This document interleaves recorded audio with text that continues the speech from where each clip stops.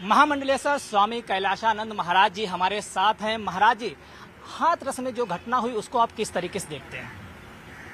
देखो, मुझे लगता है कि हाथरस की घटना को लेकर के अगर मुझे देखा जाए तो एक ये इसको दुर्घटना कह सकते हैं और ये ईश्वरीय प्रकोप है और अव्यवस्था है। मुझे लगता है कि शासन और प्रशासन ने जो परमिशन उन्हें दिया था उस परमिशन के अनुसार उनको व्यवस्था दुरुस्त रखनी चाहिए थी या सरकार को कहना चाहिए था कि अगर हम व्यवस्था नहीं कर सकते तो आप मुझे पुलिस प्रशासन की व्यवस्था हमारे साथ दुरुस्त करो। मुझे लगता है कि ये आम जनमानस जो हमारी श्रद्धालु जन है जो कथा के प्रति, धर्म के प्रति रुचि रखते हैं, उनकी क्षति हुई है और ऐसे लोगों की क्षति हुई है। लेकिन जिस तरीके से धर्माचार्य जो देश में बढ़ रहे हैं, जिनको तमाम आस्थावान लोगों को भ्रमित करके अपने जाल में फंसाते हैं और एक अजीब तरीके की आस्था जो है बाहर सामने आती है, इससे सनातन धर्म को नुकसान भी हो रहा है। इन लोगों के लिए आपका क्या संदेश है? देखो, ऐसे जो लोग हैं ये तथाकथित लोग हैं और ये किसी परंपरा से जुड़े हुए लोग नहीं हैं।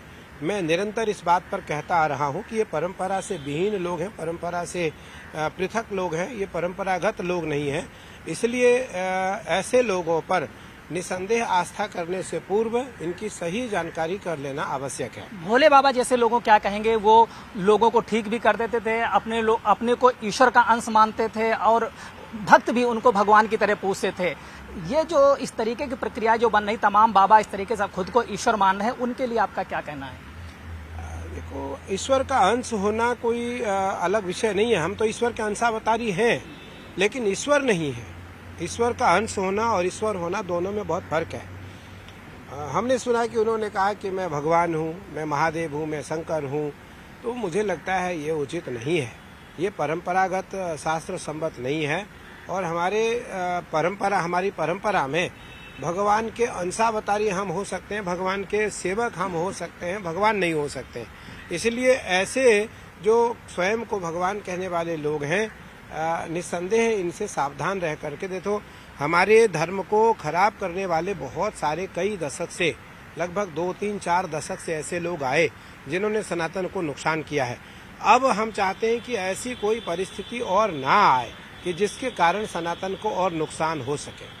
अखाड़ा परिषद ने बैठक की है, उसने कहा है 20 ढोंगी बाबाओं को ब्लैक लिस्ट किया जाएगा, उसमें भोले बाबा भी हैं। क्या ये कार्रवाई उचित है?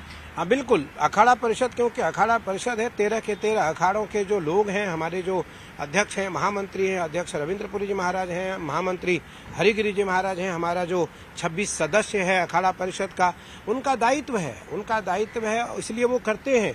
और आपने इससे पहले भी देखा, जब पूर्व अखाड़ा परिषद अध्यक्ष थे, उससे पूर्व थे, तो वर्तमान में भी यह कार्य निसंदेह उन फर्जी लोगों के लिए जारी हो रहा है और पारित हो रहा है प्रस्ताव कि ऐसे लोग चिन्हित किए जाएं और इनसे समाज को बचाया जाए, इनसे परंपराओं को बचाया जाए, इसे सनातन संस्कृति को बचाया जाए। समाज के लिए आपका क्या संदेश है कि कैसे बाबाओं और संत को पहचाने कि जो उनको धर्म की ओर मोड़े, ना कि अंधविश्वास की ओर? बिल्कुल सही कहा आपने। हम कहते हैं परंपराओं से जुड़े हुए जो लोग हैं, आज तक इतिहास में अखाड़ों से जुड़े हुए लोगों में कभी कोई कमी नहीं आई। अखाड़े के लोग कभी स्वयंभू नहीं हुए, अखाड़े के लोग कभी मनमानी नहीं कर सकते हैं, क्योंकि उनके ऊपर एक के ऊपर एक रहता है। मैं निरंजनी अखाड़े का आचार्य हूँ, तो हमारी भी एक परंपरा, हमारा भी एक पंच है। तो इसलिए हम दुनिया में कहीं भी रहते हैं, अपनी परंपरा का त्याग नहीं करते हैं, अपने नीति और शास्त्र का त्याग नहीं करते हैं, अपने धर्म और परंपराओं का त्याग नहीं करते हैं। तो इसलिए ऐसे जो लोग हैं, निस्संदेह इनके खिलाफ अखाड़ा परिषद को कार्रवाई करनी चाहिए और करेंगे।